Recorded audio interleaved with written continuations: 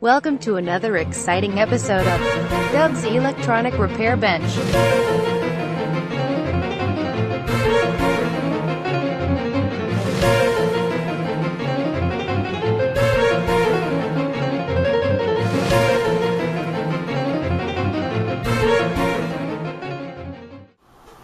Afternoon, YouTube. I'm back here with you once again. Yeah, me again. Got to a weird habit of making a video a day ahead, I guess I should say, and I've been liking it. I basically shoot the video in the afternoon about this time. I think it's 2 something. It's basically after I've caught up with all the videos on YouTube that I need to watch and any other things I need to do. I come in here and make a video. Yesterday I didn't make the video in the afternoon, it was in the evening. You'll see that tomorrow. I've already posted one. Dude, I'm confused. I do put dates on them, so you know you do know when they're shot. So I had this all planned out in my mind how I was going to say this, and you know I've been reading some of Marty's comments, mostly Mopar IH, I believe is his handle, his channel. He even posted a video today. How about that? So Marty, if you're out there, I know you are. You know how we are, us older folk, and so here I am talking, not saying a thing, but I'm talking. It would be wonderful. Now I tell you, the ideal model for videos like that is Mr. Peak. Mr. Peak does a wonderful job of making short videos, and they're not 3 minutes or under, but they're under 5 minutes usually. And that's a great thing. I mean, and he usually makes 3 or 4 a day sometimes, and which is good. I mean, obviously it's worked for him. So, of course, he's a character too. That has a lot to do with it. People just just like watching him. He's just a character. So, anywho, I forgot what I was even doing in here.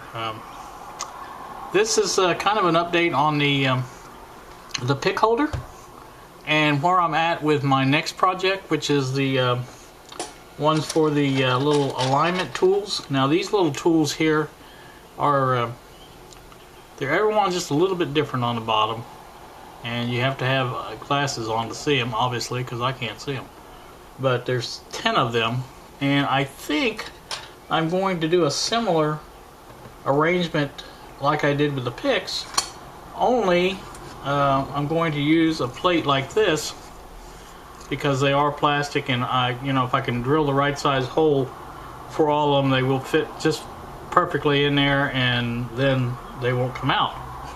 That's the plan.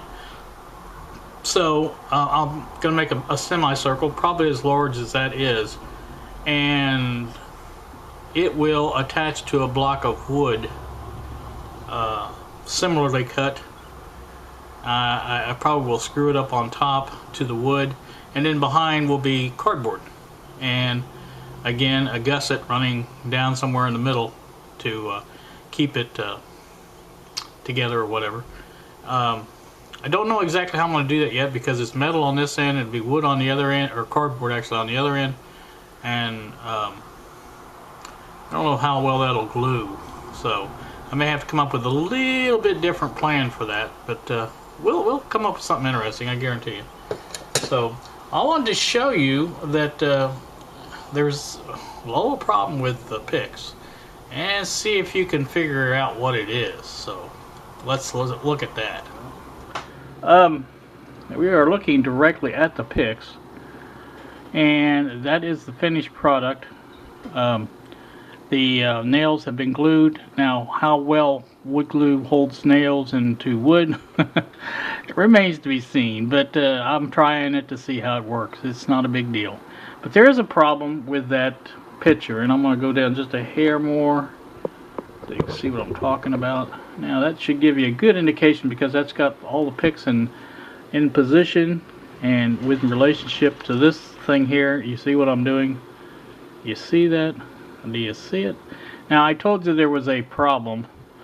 That when I was doing this, I thought maybe they were a little too close to the screwdrivers. Well, it turns out I was right. Because if you look at the relationship between the holder over here and this holder, and well, the box in between, because it's right in between,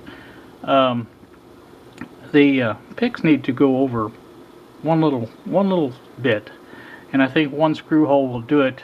I think it'll be fine. That's the plan anyway. I'm going to move those over one hole, and I'm thinking that will be better for everybody. There's nothing here that I can use the space for, and I think it would just be better all around if I move it over one hole. So we're going to do that, and we'll come back and show you what the finished product looks like. So stay tuned. Alright, I think we can see a little bit of a difference there, I hope. I have a nice space over here. I have a nice space over here. It is centered. As centered as it can be, I should say, using the method I was using. So I think it's just fine. The items are easy to get off, and I think I may have to put a little slightly bend to that one right there. It seems like it's kind of pointing down. The rest of them kind of point up, and I think that one points down. So I'm not sure why that happened, but we'll investigate that further. Anywho, I think they will be perfect there. And as I said earlier, I think I'm going to use a similar method. Probably use this wood here. I've got to figure out the good spacing for 10 of those alignment tools. It doesn't really matter about using this or the other, because like I said, it's just going to hold the metal part. It's not going to be really doing much of anything other than holding that metal up there. So I kind of want something that is maybe not this heavy, because this particle board or press board, what do they call composite? I don't know what they call that. It's a nice board. It's what I made the top of the where the scope is sitting. That's the top of that shelf made out of this. I had this for another project, and I never did use it for that, so that's good stuff. I like that. So it's actually rather not inexpensive, but I mean, it's not as expensive as plywood, so I kind of like that. Anywho, that's what I'm doing with that. And like I said, if I can find another little piece of the maybe some of this stuff here. This is light. It's very light, so it doesn't take much to hold that up. And the again, the tools themselves weigh practically nothing. They're just little plastic tools. Again, it will be important to find just the right size drill bit to drill these holes out, so these, you can see, let me point them out a little bit closer. You can see the, I don't know if you can see that. Let me put my hand's not doing too good today, so bear with me. As you can see, there's a small lip right there, and that's what's going to be holding them in there. So if we turn around that way, I don't know if you can see it any better that way or not, but anyway, that's the size we're shooting for, is that size right there. So it'll go down there and rest on that. Oops. Hopefully it doesn't fall out like that. But now, like I said, that I just need something to be big enough to house the 12 tools.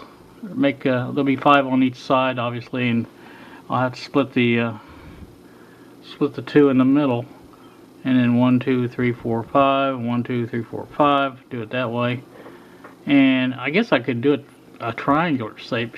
I never thought about that. More like the screwdriver holder there. That might work. Just some things I'm shooting around here, or playing around with, trying to figure out. I don't know why I do it, but alright, there's enough of this flapping on this thing. Let me go back to the other one. I think I flap better on that. Well, I'm not sure this is going to end up to be any shorter, but you know me, I like to talk, and I talk about everything. A little of this, a little of that. had a good time answering comments this morning on my videos and other videos, and I always enjoy that. I love the camaraderie of YouTube, and you know, I like the videos too, but I kind of like the I got something in my eye, my finger probably. Alright, anyway, where was I at? I was talking about something. I'm always talking about something. Yeah, I love the camaraderie of YouTube. It's good. I like it. I was one of them people. If I had the button, I would wear it. The one that says "I hate people." I got that way working at the sheriff's office. Just I had a friend that worked there. His name was Rick. He's the one that had the button. He had the real button that said "I hate people." I always envied him for that. But I don't hate people. It's just that I think working there got me kind of depressed and down on people. You see them at their worst there, and I worked here for 13 years, and that's a long time to be depressed. Plus, I was trying to raise a couple kids at the same time, and that was a little difficult with nobody at home to help. So, but anyway, I didn't mean to start a pity party for me. I'm all right. I do okay. The kids end up fine. So, what I was gonna say, and I've done forgot now what I was saying about that too. So, I tell you what, I can't remember anything. Marty's right. I need to write some notes, for sure. And that would help a lot. But see, this just came on my mind while I was sitting here, and it wasn't something I was going to talk about originally. So it was something to do with this bench here. This bench we've been working on. Like I said, I know just as soon as I turn this video off, it's going to come to me. You know it too, don't you? Yeah, you do.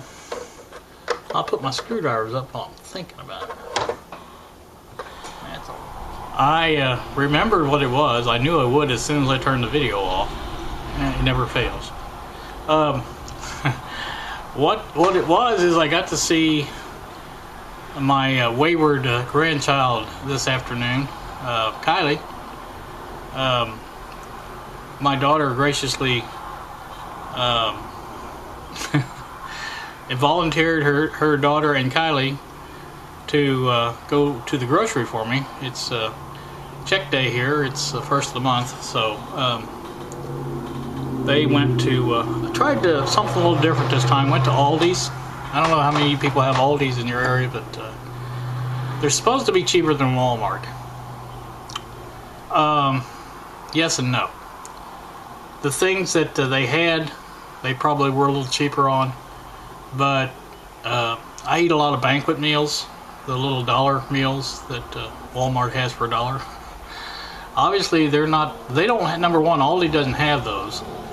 And number two, they had to go to JC, which is a little bit more expensive than Walmart. I think for 20 banquet dinners, I paid $30. So, like I said, that's a $10 savings just by going over across the street to Walmart. See, now you know why I like Walmart.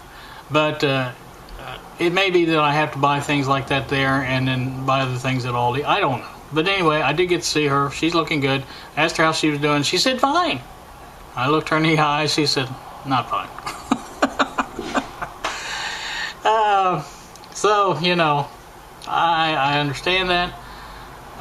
But ultimately, as I told somebody in the comments today, you're responsible for your own happiness. I'm sorry. That's just the way life works. And I've told them kids that I don't know how many times till I'm blue in the face. So until they learn that lesson, not much they can do about it. I mean,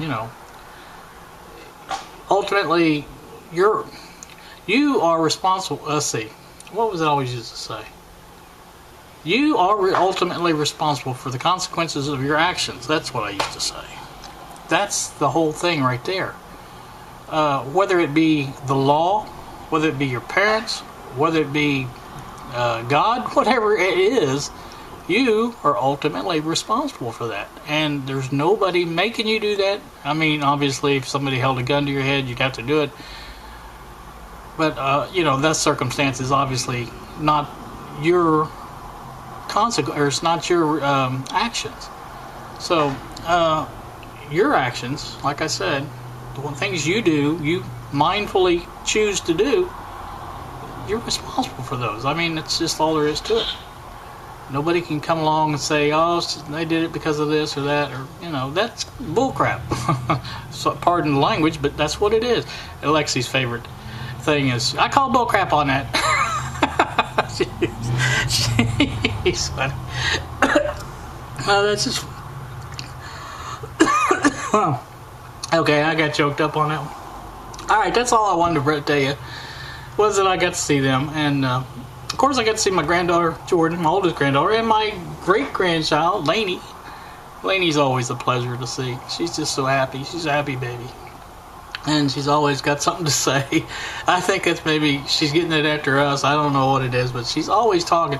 9 times out of 10 you can understand what she says. Sometimes you can't, but I mean, she's always talking about something. So let me get off here before I choke to death. Not too windy today, though. It's nice out there.